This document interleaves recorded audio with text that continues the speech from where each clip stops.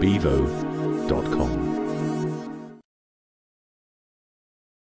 In the private equity industry, I hear a lot about this 100-day plan for turnaround businesses. Can you explain why is it 100 days, and just what are some of the elements of a successful 100-day plan? Well, the first 100-day plan I can find any mention of in history was Napoleon's attack on Russia. So they're not always a good idea. That's the first thing to really pick up. The idea is obviously that you get everything over and done with. But this magic of 100 days is just a word chucked out. In reality, when you take a company over, you want to do whatever has to be done at the fastest reasonable rate. A lot of 100-day plans are take out the cost, take out people immediately, change sources of purchasing, start to recruit people. There's nothing magic about the list. It can sometimes be a very effective technique. Some companies need a lot of change up front. Some cases, actually, a 100-day plan is a very bad idea. If you've got a reasonably well-run company in fairly stable state, turning up and deciding to toss everything upside down and start again is really risky. You can destroy a company. Currently working on a deal which was destroyed by a 100-day plan last autumn. I understand when you're doing a turnaround and you're faced with a manager or a management team that you're not very sure of, that you'd prefer to move them out sooner rather than later. The line is appropriately, I've never fired anyone too soon. I learned it from a chief exec at one of my early deals, and actually it's always true. As soon as you start thinking about it, it's probably already too late.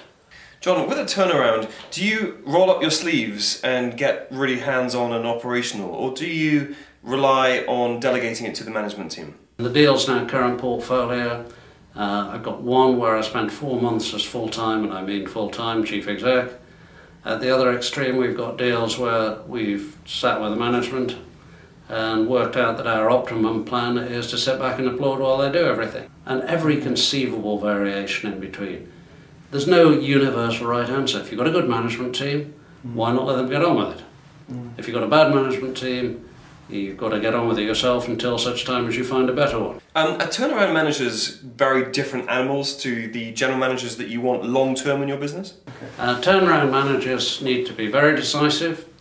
They need to be pretty aggressive, pretty insensitive, probably have very large egos. And they're very good at making things change. If you get 80% of the company turning in the right direction, that'll do it.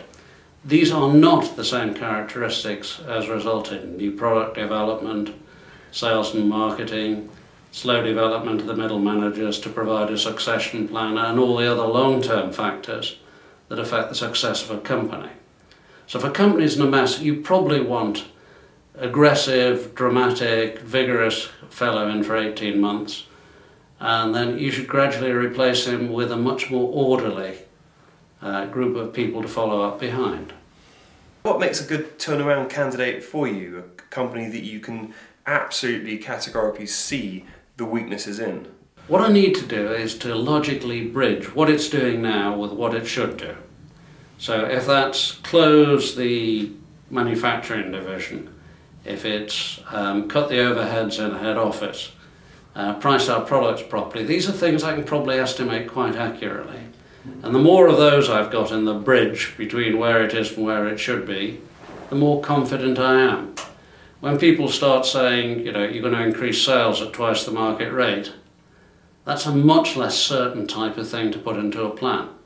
Sometimes the right plan, but it's much harder to estimate and believe you can deliver it. The ideal turnaround is the easy one. It's the one that's got surplus cost, surplus assets, that you can absolutely grab hold of and get back to the core business quickly. Then you'll make some money. You may not make as much as you will if you actually convert it into a growing company. Years back I did Parker Pen, losing 20-odd million at acquisition. It stood out like the proverbial infected something or other, where the cost cutting was going to come from. So taking it from -20 something to +10 looked quite easy. In the event, we took it to +40 odd over 7 years with an excellent management team. You need to do both. But the first part of that I could see. Getting to plus 10, that was easy-ish. Getting into plus 40, that was much harder. 7 years of putting 3% a year on the gross margin. How many companies would you ever see do that? I've never seen one before or since.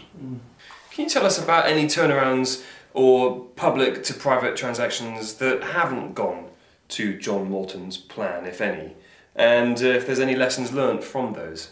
There's no universal lesson. Turnarounds are inherently highly risky. Start off with that reassuring thought. You've clearly got an adequate management team. The company's unstable. The information base may be poor. You may find that you've got liabilities you didn't know anything about, couldn't reasonably know anything about. You may find that your understanding of the market's so imperfect because you just simply didn't have anybody good telling you about how it worked. You may have had to do it at great pace and just take a bit of a guess. So there's lots of ways to get it wrong. The ways we usually get it wrong are undercalling the decline of the market that the company's operating in, and managerial error, because we're changing management most of the time. Sometimes we don't get that right.